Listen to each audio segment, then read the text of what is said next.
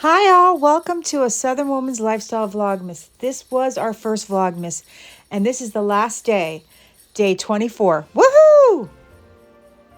If you're enjoying our content, and we really hope that you are, please consider becoming a subscriber. It doesn't cost you anything, but it does help us out tremendously. Also, comment and like, and watch the video from beginning to end. 81% of people who watch our videos aren't subscribed. If you subscribe, this does help us out tremendously. Thank you all. Southern desserts, my mama's favorite section. These are my grandma's Southern mincemeat pies. They're a family favorite. We make them every holiday. Ingredients you'll need: 2.5 cups of all-purpose flour, 1 egg, 12 tablespoons of ice cold butter, the zest of 2 oranges, 3/4 cup plus 2 tablespoons of heavy whipping cream, 2 teaspoons of ground nutmeg, 3 tablespoons of powdered sugar, 2 tablespoons of cognac, 1/3 cup of granulated sugar, 3/4 cups of mascarpone cheese, 6 to 8 tablespoons of ice water, and 3/4 cups of homemade or store-bought mincemeat. You'll need to preheat your oven to 350 degrees. First off, I make the brandy cream. I put 3/4 cup of heavy whipping cream into the stand mixing bowl, and I whip on high. Add 3 tablespoons of powdered sugar. I'm using Gordon Ramsay's recipe, but I do add more powdered sugar than he does. He only does 2. And then I add 2 tablespoons of cognac.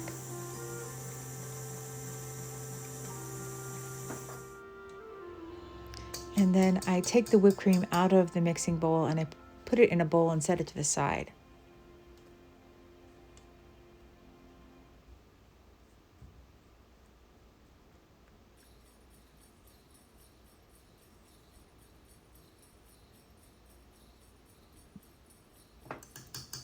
Next, I take 3/4 cup of mascarpone cheese and I put it in the stand mixing bowl and I'm going to whip. I want to break it up a little bit, make it smoother, because I'm going to be adding the whipped cream to it.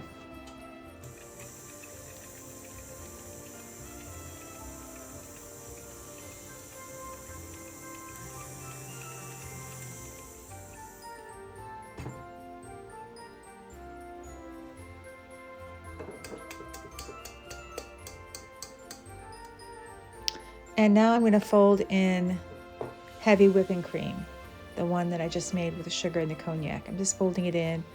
I'm doing a half at a time. I'm just loosening this up a little bit. I don't want to lose too much air, so that's why I put half of it in first and just mix it in with the mascarpone cheese. And then I'll put the rest in, fold it in. It is so delicious. And of course, if you want to add more powdered sugar because you like it sweeter, you can.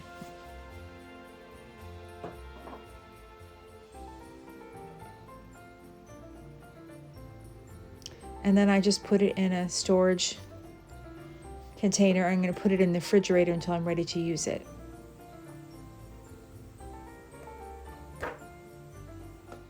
Next, I'm going to make the dough. And this is my grandma's recipe modified. I had seen a young lady put orange zest and nutmeg in hers. And I thought, well, I'm going to take my grandma's recipe and I'm going to add that. So that's what I did. So it's 2.5 cups of flour and then 1/3 cup of granulated sugar. Sorry, I almost forgot that part. And then I add the zest of 2 oranges. She only did 1. I thought it really needed 2 because I did a trial run with it.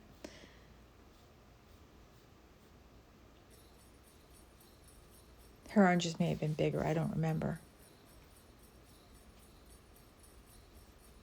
And then once I've done that, I add the 2 teaspoons of nutmeg. It's teaspoons, not tablespoons.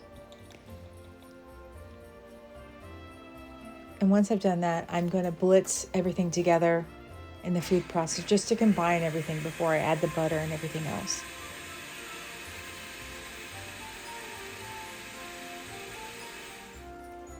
And now I'm adding 12 tablespoons of cubed ice cold butter. I always put everything in the freezer. I keep so much butter in there. And now I'm just going to pulse until I get pea-sized pieces of butter.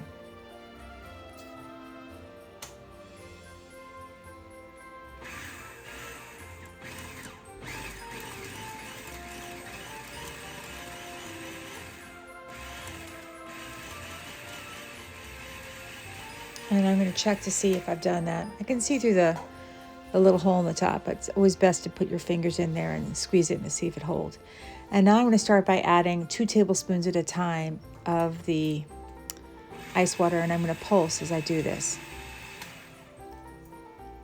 And I believe, you know, everything is different. Sometimes it's very humid and you need less water. Sometimes you need more water because it's very dry outside. It's really by touch and feel. So I ended up using 8 tablespoons today. But I just do 2 at a time as I pulse. The reason why I pulse is I don't want to break up too much of the butter. And I decided I needed 2 more tablespoons, so I added 2 more tablespoons.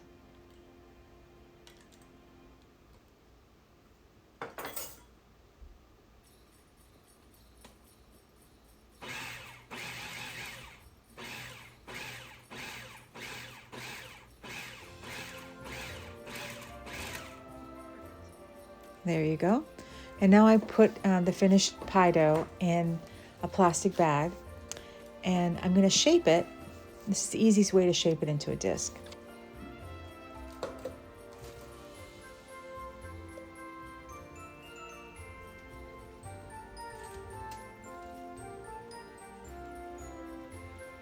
And now I'm going to put it in the refrigerator for no less than 30 minutes before I start to roll it out.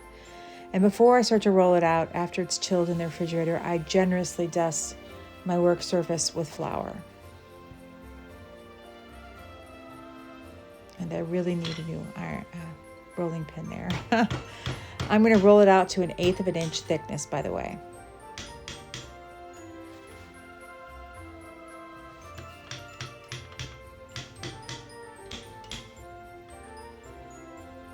Now this recipe for mincemeat, the filling, I think it goes back, I want to say 150 years, maybe 125. I can't remember. Somebody told me.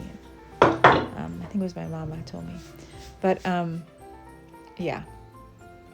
You just want to make sure that you continually move your dough around because you don't want it to stick to the board.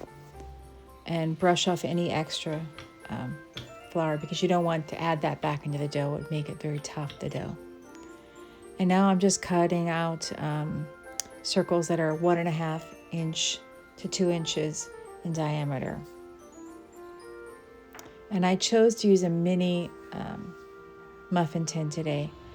I think last year I used just a regular muffin tin. It's up to you what you want. I decided to make smaller ones this year. And since we already made the mincemeat way back on, I think it was October 9th, that's what the canning jar says. And I'm going to keep filling the muffin tin with pie dough until I fill them all up. And then I'll move on to making the toppers. I couldn't find my star, so I used trees this year. I don't know where it went. It's somewhere. Thing about kitchen gadgets, they don't have legs unless one of your relatives comes over. Which is possible, but I don't think so. And once that's done, I fill each pie shell with the mincemeat filling that my mama and I made all the way back. I think it was October 9th, yeah.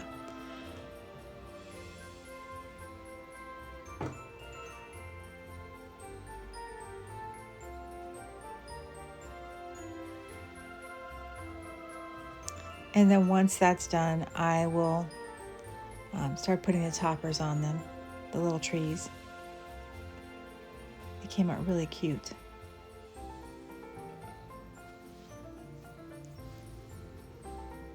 And I wanted to say too, if you don't feel your mincemeat, if you follow my grandma's recipe and you don't feel it's loose enough, you can always add a bit of cognac that will loosen it up, because sometimes when they sit in the jar, they become really, the fruit absorbs all of that moisture and it becomes a little bit more stiffer to work with. So, and now I'm going to place it in the refrigerator for 20 minutes so it can get cold again before I put it in the oven. And I'm going to make the egg wash, and it's just 1 egg with 2 tablespoons of heavy whipping cream, and I beat everything together until it's smooth.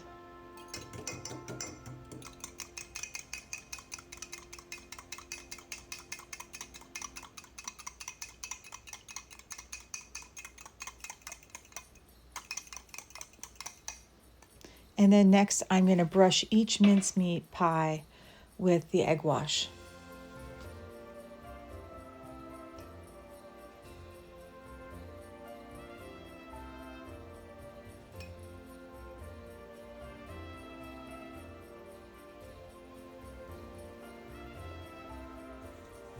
And next, I'm just going to sprinkle some finishing sugar on top of it on each of the pies. And then I'll put it in the preheated 350-degree oven for 10 to 14 minutes. What you're looking for is a light golden color. But sometimes, you know, all ovens are different, so that's why I say light golden. Now just place it in the oven.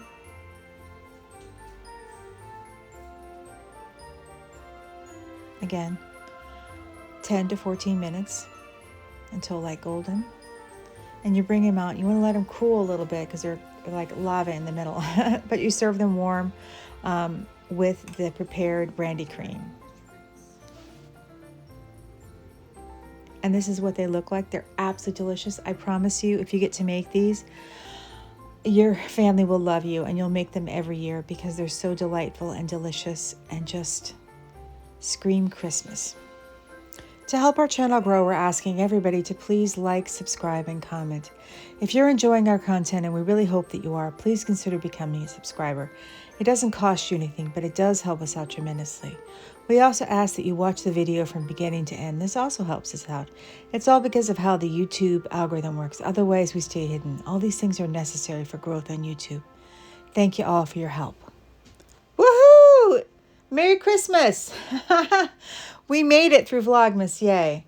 I, of course, was posted a video every day from December 1st all the way through December 24th today.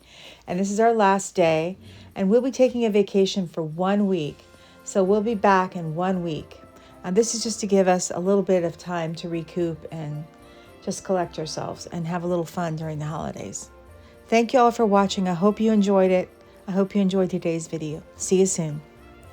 Thank you all for watching. We're very grateful to all of our new and old subscribers for supporting us and helping us grow.